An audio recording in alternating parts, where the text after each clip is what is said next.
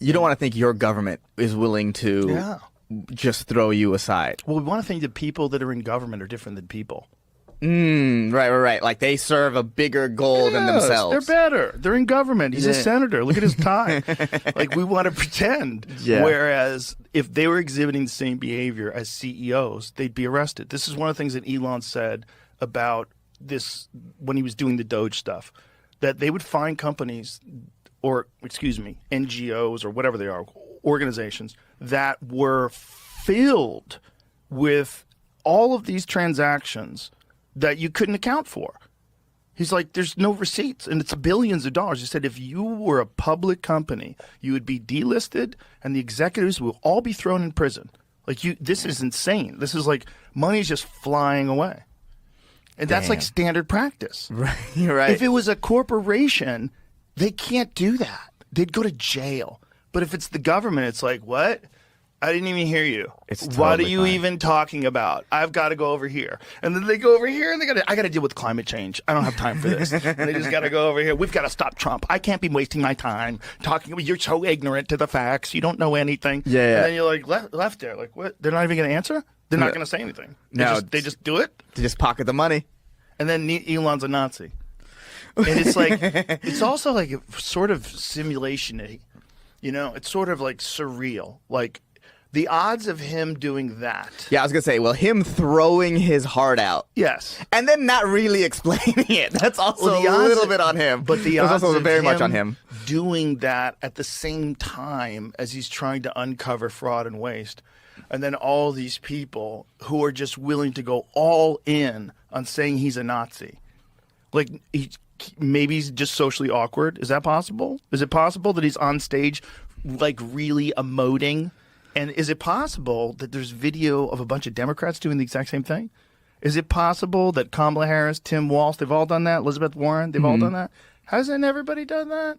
My heart goes out to you. Thank you. And if you catch it wrong, you know, like Elon just hit it a little too hard. Well, Elon hit it. He fucking bent the wrist back. He hit it. He hit it a little too hard. He hit it, and then it also came at the right time for it too, because they're immediately looking for the white supremacy angle. So it's like you just sort of handed it to him on the silver platter. Fascinating, but also, and then objective people know that it's not true. You know it's not true, and yet you're going all in on it. And you're like, okay, so either I'm wrong and you don't know it's not true and you really do think he's like a secret Nazi. Well, I know him and I can tell you he's not a secret Nazi. He's not at all. But he is awkward because he's on the spectrum, right? Which is also why he's a fucking genius running 5 different companies simultaneously while he's working for the government. Like, he's a very unusual person.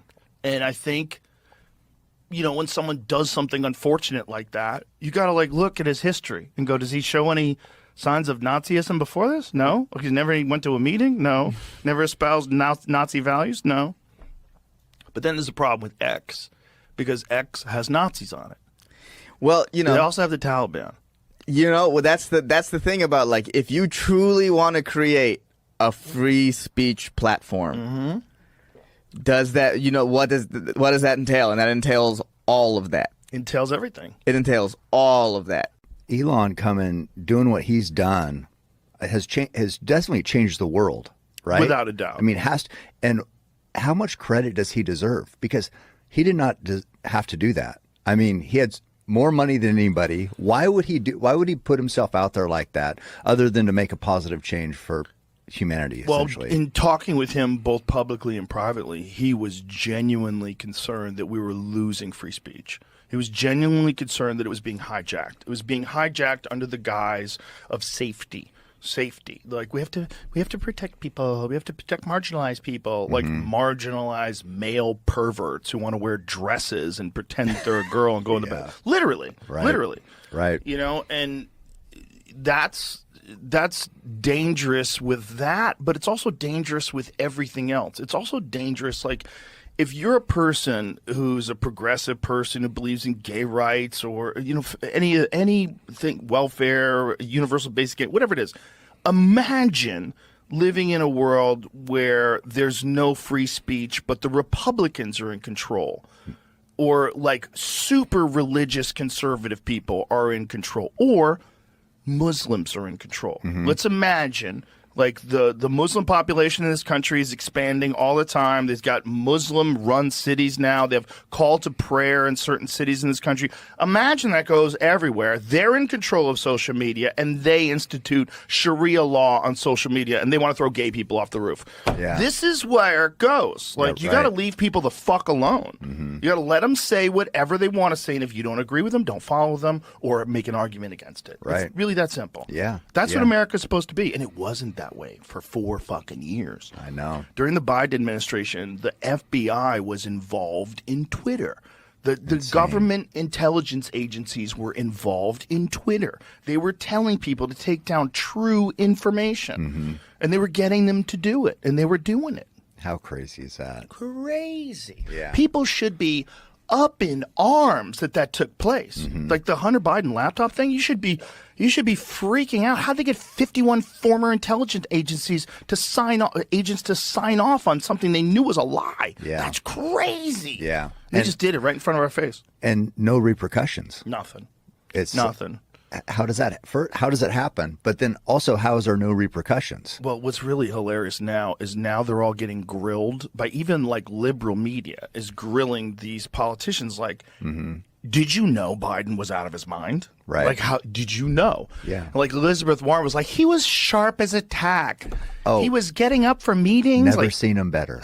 I heard that too. It's like, what? Joe Scarborough. Yeah. He was like, this is the best version of Biden I've ever seen. Oh, like, my. you should be literally in jail. Yeah, You're God. such a liar. Yeah. You almost like shifted the whole. Imagine if Biden stayed in, they lied about that, and then he's literally like a zombie for 4 more years. Oh. And whoever the hell was running the country for the last 4 years just continues to run it, and then they just tighten up even further. Could you imagine? Cut down on. Mark Andreessen was telling me about debanking, which I didn't even know existed, where people that had certain political donations and political persuasions, they would take their banking away. They did no crime. They just say, you can't bank here anymore. You got to go find another bank. And there's only like a few banks. They're all owned by giant mega corporations. Like, what the fuck are you doing? Well, it's no different. That kind of reminds me of what happened in Canada with the truckers. Yes. I mean, they froze their bank accounts. Yeah. Or people who donated to them. Yeah. People who donated to them got their bank accounts frozen. How insane. Insane. And then that same party just won again. Good job, Canada. Oh, my God. If they didn't have good bear hunting, I would never go there. I do have to say, I offered to have that Pierre guy come on the podcast. Really? He didn't do it. Wouldn't do it. Thought it was too problematic. Or whatever. Jordan told me, I forget what he said, but they were telling him not to do it. Like his advisors were telling him not to do it. Hey, dumbass. If they can't talk to you and have a conversation hold up, you're not grilling people. You're not attacking people. Of course not. This is like a safe, the friend zone type thing. It's like, no. And I heard you talk about Kamala saying you just want to get to know her. Just want to talk to her. 100%. I said, if there's certain things they didn't want to talk about, I don't need to talk about them. Yeah. I don't care. I'm like, I could talk to you about fucking AI. You've never been the gotcha guy. I'm not interested in that. No. I don't want to hurt anybody's feelings. If I disagree with someone, I just say I disagree with them. I don't attack people. As I've gotten older and wiser in life, I want less conflict. I mean, sometimes you have to be able to disagree in a way that's forceful.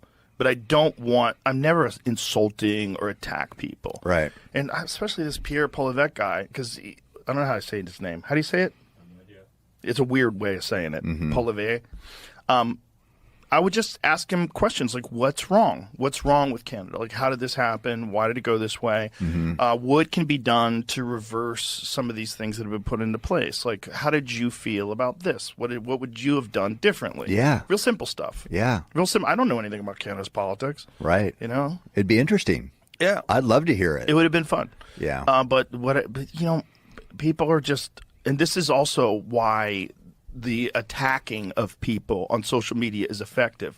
Like the same thing that keeps people from saying things because they're worried that they're going to be attacked also keeps people from talking to certain people because they're worried about they're being attacked.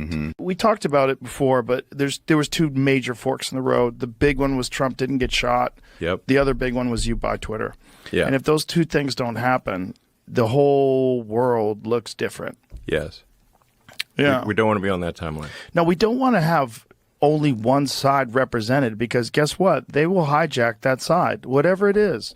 They will hijack that side and use it for money and control. And that's what it's all about. It's not about good people versus bad people. It's a bullshit shell game. Yeah. I mean, I think these things are actually, it's easy to understand if you look at basic incentives. The basic incentive here is the more illegals that the Democrats can bring in, the more likely they are to win. So that's what they're going to do. That's what they have been doing. And it worked in California. California's supermajority Dem. And look at all the companies that are leaving California. Yeah. I mean, In-N-Out just announced they're leaving. Yep. Their headquarters leaving California. They're moving to Tennessee. Yeah. Yeah. So, and California made healthcare free for illegals. Yeah. As of last year. So, and that obviously that's a gigantic magnet for more illegals. And this is not a thing you can solve simply with money, because what happens is you simply have more patients than a doctor can possibly see, and you can't just make doctors out of nothing. So sometimes people are like, oh, it's just a money thing. No, it takes a long time for somebody to become a doctor. 30 years, and so what actually happens in California is that there are too many patients for the doctors to see. So then the average citizen in California suffers as a result. Now, the elite in California are fine because they have private doctors. They can just pay for the best doctors. So the elite in California are doing fine, but your average citizen in California is not doing fine. And the tax burden for healthcare for illegals was supposed to be $3 billion. I think they now estimate it's $9 billion. But that number will scale to infinity. Basically, it's like, why not? Right. Like, why not? If you need any operation at all, come to California and have it be free, right, from anywhere on earth. And the people that want to look at it in the most charitable way, they say, "Oh, well, these people are hardworking, good people, and they're the backbone of our city, and they should have access to all the things that we have access to." And I just don't think they understand that it's a political pawn. I don't think they understand. It's a political game. This is not done for compassion and kindness. No. This is just done to ensure that it stays blue. Correct. Yeah, and it's essentially a bribery with your tax dollars. Yes, this is why the Dems will not even deport criminals. Yeah. Because every criminal deported is a lost vote. So even if somebody is an illegal with a criminal record and commits crime in America, they are still were not being deported. And then on top of that, California made it actually illegal to ask for ID when people vote. Yes. California and New York, you are not allowed to show your ID when you vote. I just want to be clear so everyone understands this. In California and New York, you are not allowed to show your ID even if you want to. Right. Why would that ever be a good idea? I mean, if you wanted to steel man it, if you're trying to facilitate fraud in elections, it's a great idea. That's the only reason. Yes. There's no other reason logically why that would be a good idea. It's for fraud. It's like wake up, sheeple, wake up, hello. Like, let's say you wanted to commit fraud. What are the things you would do? Yeah, you would say you don't need ID, and you can mail in your ballot, and we'll give you free health care. Yes. Stay here. Yes. Stay here. I know it's on fire, but stay here. I mean, in this case, it being on fire is not just a metaphor in California. Okay. It's just like, goddamn, entire neighborhoods burning down. It's just once they allowed people to vote that are not legal in California, if you're going to do that, it's over. Exactly. There's no coming back from that. The numbers are just people are so indoctrinated too. There's so many people that no matter what, they think voting Republican means you're an asshole. Yes. And they won't do it. Yeah. They won't do it. They'll put their fucking rainbow flag on their porch and they'll just ride it right into the beach. Civilizational suicide. Yeah. Right to the rocks. Bang. Yeah. Crash the boat. I mean, there's a guy who posts on X who's great, Godsad. Yeah, he's a friend of mine. He's been on the podcast a bunch of times. Yeah, he's awesome. Yeah, it's great. And he talks about, basically suicidal empathy. Mm-hmm. Like, if there's like there's so much empathy that you actually suicide yourself. Yeah.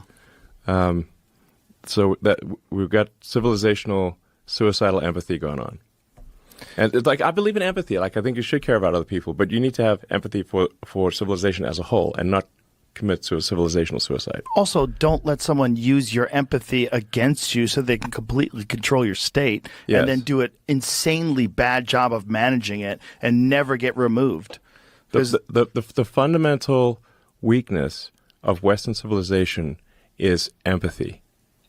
The empathy exploit. They're exploiting a bug in Western civilization, which is the empathy response. So, and I think empathy is good, but you need to think it through and not just be programmed like a robot. Right. Understand when empathy has been actually used as a tool. Yes, like it's weaponized empathy. Is the issue. Yeah. Weaponized empathy, and and it's also the rigid adherence to that liberal ideology. Like, you can't switch sides over there. Like California, if you're a part of that whole tech, Hollywood, entertainment, any of those circles, you're on the left. Yeah. Like, almost wholly. Almost completely. It's borderline illegal to be a Republican in California. I mean, in San Francisco or LA, it's borderline illegal to be a Republican. You're certainly shunned. No, in like San Francisco, you could shoot heroin while taking a dump on the mayor's car in front of City Hall. Okay, and nothing would happen to you. But if you walk down the street with a MAGA hat, you're gonna get attacked. It's insane. Yeah, it's insane. It's also so Orwellian that a hat that says "Make America Great Again" would cause people to have a violent reaction. Like, aren't you American? Wouldn't just as a whole, like the saying, wouldn't that be a good thing for everyone? Make America great again. Yes. But because it's attached to Donald Trump and that red hat, you'll get maced for wearing that red hat. They will make America worse by beating you. So it's like it's an evil thing they're doing, a violent assault in America because you want to make America great again. I mean, it's like a scene in a book. It doesn't seem like it could be that ridiculous. If you enjoyed today's episode on JRE Plus, don't forget to give it a thumbs up and share your thoughts in the comments below. Thank you.